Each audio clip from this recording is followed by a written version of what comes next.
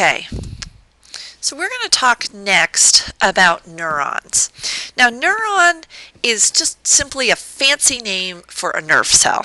Okay, and if you remember back when we were talking about tissue in Unit 1, we said that neural tissue has two different types of cells.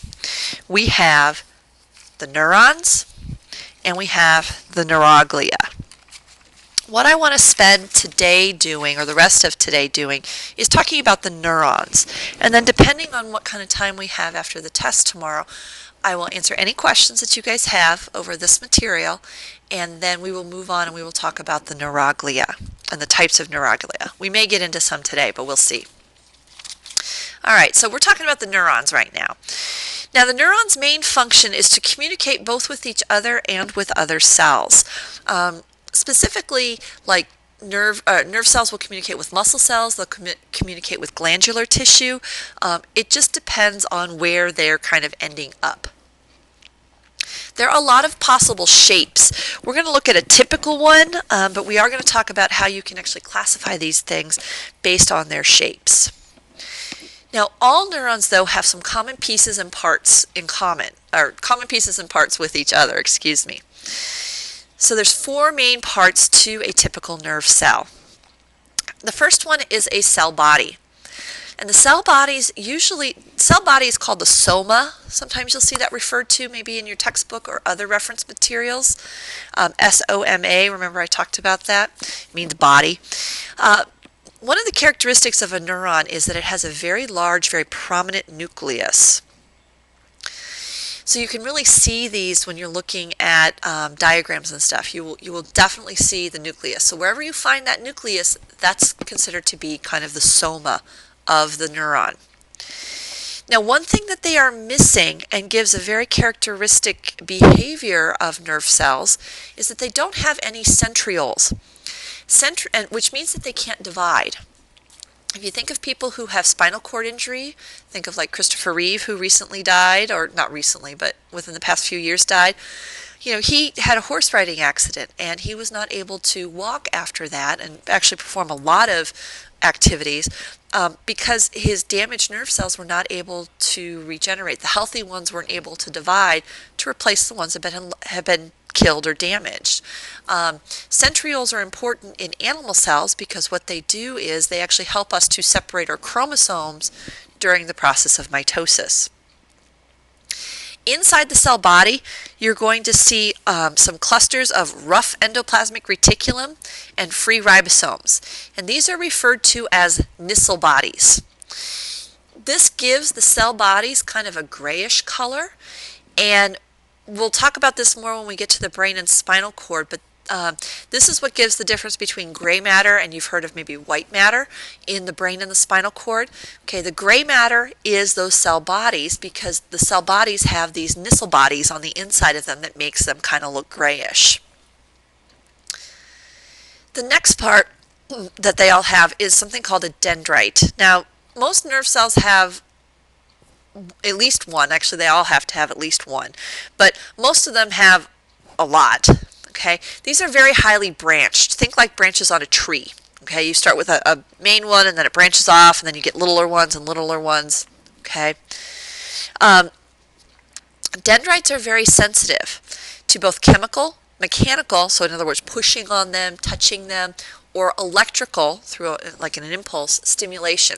So they are actually able to sense changes in a number of different ways. And that's important because these dendrites oftentimes act as those receptors, so they need to be able to fire the neuron in a number of different situations.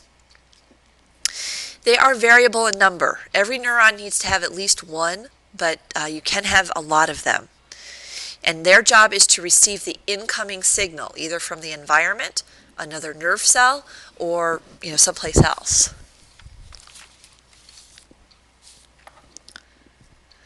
The third structure that they have is the axon. Every neuron only has one axon, and that's an easy way to tell the difference between an axon and a dendrite because a lot of times they're going to look very much the same. Okay? Now, if you've got a cell that only has one axon and one dendrite, I'll show you how you can figure that out here in a second. The idea is that it carries signals away from the cell body, and that's how I remember it. A and axon, A and away. Axon takes the signal away from the cell body. They can branch, usually at the very end, kind of like, your arm travels down to the end and then your fingers kind of branch off. That's kind of what an axon end looks like. It's not continually branching off all the way down your arm. That would actually look kind of funny, wouldn't it? Electrical impulses, in terms of if a cell is generating and starting the electrical impulse that goes through a pathway, it's going to start on that axon. That's where they actually start to generate that electrical impulse.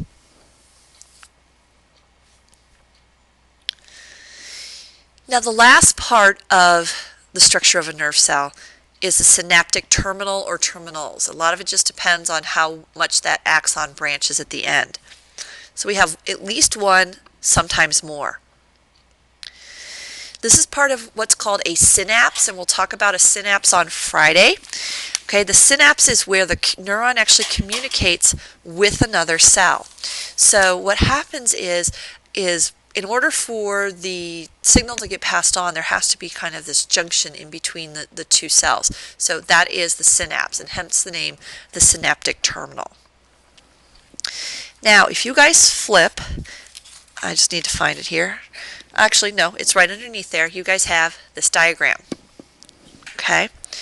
What I'm going to do is I'm actually going to kind of label it up here on the board, and you guys can fill in underneath where it's got the numbers underneath. So just kind of follow along.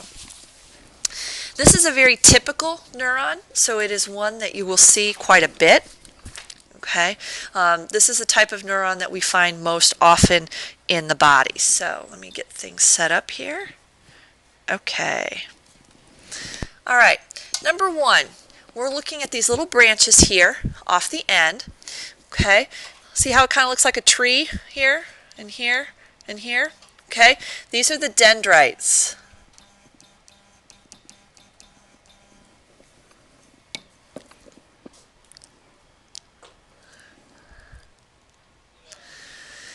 Okay, number two, some parts of this diagram I don't like a whole heck of a lot, I'll be honest with you, but it's actually, for the most part, it's a good diagram, but there's a couple of things I'm like, why did they bother? But anyway, number two, it looks like it's pointing to these kind of cluster areas. It's not. These little cluster line areas like here and here and here, okay, those are those Nissl bodies that we were talking about, okay?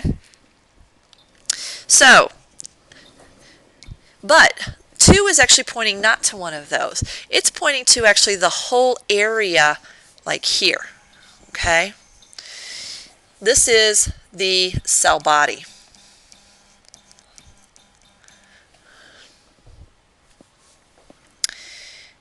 Number 3, this large area here, that is your nucleus. Again, like I said, very large and very prominent. Number 4, if you see here, it kind of looks like somebody's pulling taffy off this end here. And it kind of goes down and around. Okay, number 4 is the start of your axon. And it travels all the way down here to the very end. So it's a little misleading labeling it up there, but that's the way that they did it. Number 5, there's actually a little layer right on top of this blob. Okay, it's not pointing to the blob, it's actually pointing to the little layer on top, and that is referred to as the myelin sheath. And we'll talk more about that when we start talking about impulses. Just know that one for now. Number 6 is actually pointing to the blob itself, and this is referred to as a Schwann cell. And again, we'll talk more about that as well. Those of you guys who had me for biology, when we talked about the development of the cell theory, we talked about a German scientist named Theodor Schwann, who talked about how he's the one who discovered that all animals are also made up of cells. Well, this is the guy, okay? He did a lot of studying not only on animals and animal cells, but on nerve cells. And it's one of those things in science, you do a lot of work in an area, you figure something out, you get something named after you. How about that? Okay, number 7 is back up here, and it's pointing to these little hot dog shaped organelles. I don't know why they labeled it and not a Nissl body, but this is technically a mitochondria. We have a lot of them as well inside our nerve cells, simply because our nerve cells are very metabolically active. They need a lot of energy supplied to them. Now, if you follow the axon down here to the bottom, to number 8, you can see how we kind of have these little clusters coming off the end. Okay, those little clusters, that is the synaptic terminal. You can also label that just the synapse. Okay.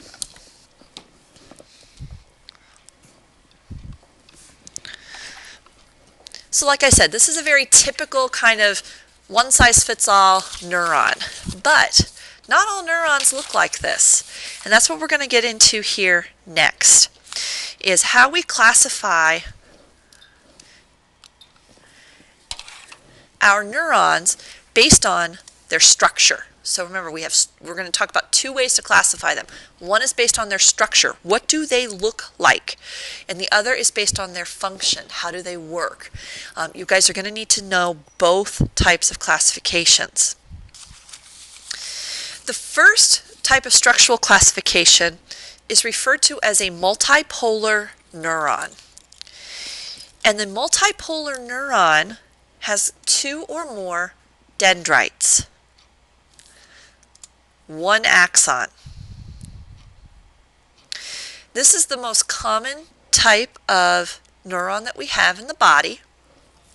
And these are the ones that we use as part of the somatic nervous system to control our skeletal muscles. Now, while this is not, that part of the efferent division is not that much of the division, because we don't have a lot that's under our voluntary control. We have a lot of nerves that work in order to achieve that voluntary control. Think about walking, think about writing, smiling, turning your head. There's a lot of things that need to get coordinated, so you have to have a lot of nerves in order to do a lot of those movements, especially fine movements. The second one is referred to as a unipolar neuron. Unipolar neuron kind of has the cell body kind of off to one side, and I'll show you that in the picture here in a second. The dendrites and the axon are not separated. In other words, because the cell body is kind of off to the side, the dendrite and the axon kind of blend, one right into the other. Most of our sensory neurons, especially ones in our eyes, are set up as unipolar neurons. The last type is something referred to as a bipolar neuron. 1 axon and 1 dendrite. The cell body is in the middle of these, though. These are pretty rare. We only find them in specific areas of our sense organs. These are what line our retina, for instance, and interact with our rods and cones. And we'll be talking about that actually next unit with the senses. Now, in terms of structural classification, okay, you guys have these, and this is right out of your textbook.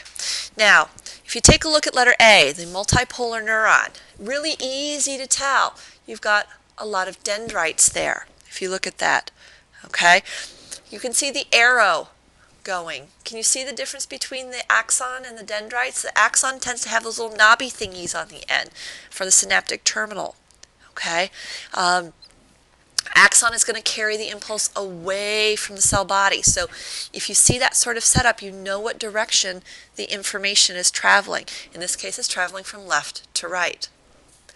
Now the unipolar neuron, if you just look at the branches here, okay, it's kind of hard to tell them apart. Yeah, you might be able to see those little knobby thingies on the end of the axon, but most importantly, you can tell which is which by the direction.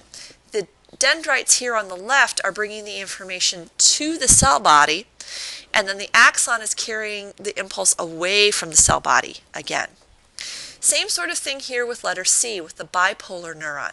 Notice also kind of the difference in size. There's an interesting size difference between unipolar and bipolar, and you can see how the cell body is kind of off to the side. I kind of think of it like the sidecar on a motorcycle. It's kind of just attached onto the side there of the neuron itself with the unipolar, whereas the bipolar, the impulse actually kind of travels through the cell body itself. Okay? I think what we'll do is we will actually stop there for today. You guys actually have your vocabulary that you can start working on, all right, for your first vocab quiz, which is coming up. You also have some things that you can work on for your test tomorrow, okay? Studying, reviewing, do what you need to do. I will be available, and I will be checking my email. I'll be available on instant message. I will be available on email tonight if you guys have questions. Just as a reminder for those of you guys who gave me your IM screen name, my screen name is BioTigger, BioTigger, number 16. Okay, find me. I have got your instant message usernames in there, so if you're on my buddy list, I will chat with you. So if you guys need help and you have an AOL screen name that you didn't give to me, shoot me an email. We can work it that way as well. I know you guys have Google Chat and all that kind of stuff, but I haven't gotten there yet. Just give me a chance, okay? All right. I will see you guys tomorrow is the plan, and if you need anything, Mrs. Trossel, I'm sure can answer questions for you. Okay, so now we need to move on to the functional classification of neurons. And neurons, in the functional classification, can also be classified 3 different ways, just like within the structural classification. Please understand that you will not be asked to classify classify neurons both structurally and functionally at the same time. In other words, I can't give you a picture of a neuron and ask you to give me both the structural and functional classification. I also can't describe it in terms of how it works and try to have you give me both either. It will always be simply structural or functional. So the first type of functional classification is that of a sensory neuron. A sensory neuron receives information from the sensory receptors that are embedded within the body and relay those to other neurons within the central nervous system. Now, these receptors basically have 2 forms. The first one are the somatic or the body receptors. These are the ones that we are most familiar with because these are the ones that are part of our conscious control. These monitor our external world as well as the position or the movement of our joints. The other type are the visceral receptors. And if you remember, the word viscera means organs, and these are typically where these are embedded, is within our organs. They're going to monitor our internal environment or our internal systems, including our organs, and they also include things like taste as well as deep pressure and pain. The second type of functional classification are the motor neurons. Motor neurons carry instructions from the central nervous system to the tissues, organs, and organ systems of the body. So this is going the opposite way of the sensory neurons. This includes our somatic motor neurons as part of the somatic nervous system, which act on skeletal muscle, and the visceral motor neurons from the autonomic nervous system, which act on our cardiac smooth muscle and glands. The last type of functional classification we have is one that you can't really exactly decipher what the function is based on the name. It's called the interneuron. These are located within the brain and the spinal cord, and they have several functions.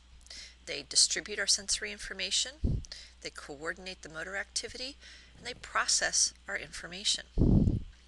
The higher the complexity of the stimulus, so the more different types of receptors that are stimulated, the more interneurons are involved, because they have to work together to coordinate the appropriate response. Interneurons are also involved in our planning, our memory, and our learning. So this concludes our look at neurons, and in our next segment we'll actually take a look at the neuroglia, the cells that help to support the neurons.